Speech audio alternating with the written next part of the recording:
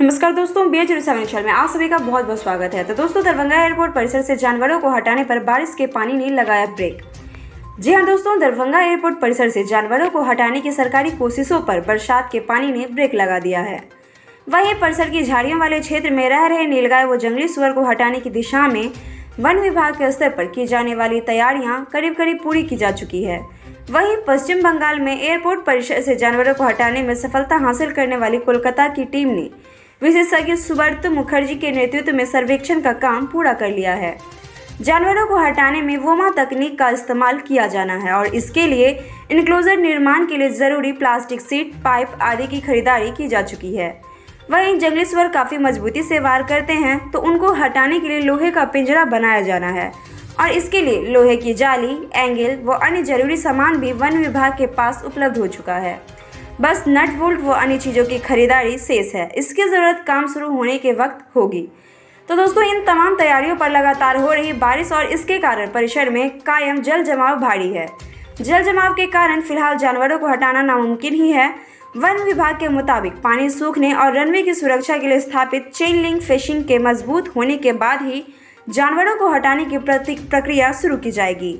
कारण यह कि तस्वीर के वनवर्ती इलाकों में जब जानवर को हटाने का काम शुरू होगा तो वहां से उनके भागने की संभावना अधिक होगी और वे रनवे तक भी पहुंच सकते हैं। ऐसे में चेन लिंक फेंसिंग के काम पूरा होने का भी इंतजार किया जा रहा है। चेन लिंक फेंसिंग की मजबूती के काम को भी बारिश ने किया प्रभावित।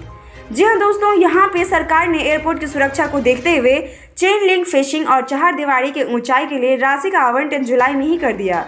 राशि आवंटन के बाद भी स्थानीय स्तर पर काम शुरू करने की कवायद की गई और इसी बीच लगातार रुक कर हो रही बारिश के कारण इसके निर्माण पर भी ब्रेक लग गया है।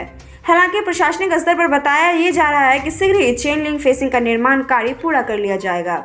दिसंबर में शुरू हो सकता है जानवरों को हटाने का काम। वन विभाग के मुताबिक एयरपोर्ट के जिस स्थान से जानवरों को हटाया जाना है वहाँ अत्यधिक जल जमाव है, जमीन दलदली है। इसके सूखने में कम से कम नवंबर तक का समय लग सकता है। इस बीच चेन लिंक फेंसिंग का भी काम पूरा हो जाएगा। इसी के साथ जानवरों को हटाने की प्रक्रिया शुरू की जाएगी। दिसंबर में इस काम को शुरू किए जाने की योजना बनी है। यहाँ के जानवर वाल्मीकि टाइगर रिजर्व में छोड़े जाएंगे। इसके लिए वहाँ के अधिकारियों से स्थानीय वन प्रमंडल पदाधिकारी ने बात कर ली है।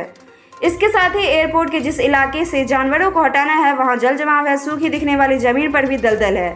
रनवे को सुरक्षित रखने के लिए चेन लिंक फेंसिंग का निर्माण किया जाना है। जमीन सूखने व चेन लिंक फेंसिंग के बनने के बाद जानवरों को हटाने की प्रक्रिया शुरू होगी। सर्वेक्षण किया जा चुका है। वाल्मीकि टाइगर रिजर्व प्रशासन से बात भी हो चुकी है। दिसंबर तक में जानवर हटाने का काम शुरू होने की उम्मीद जताई जा रही है।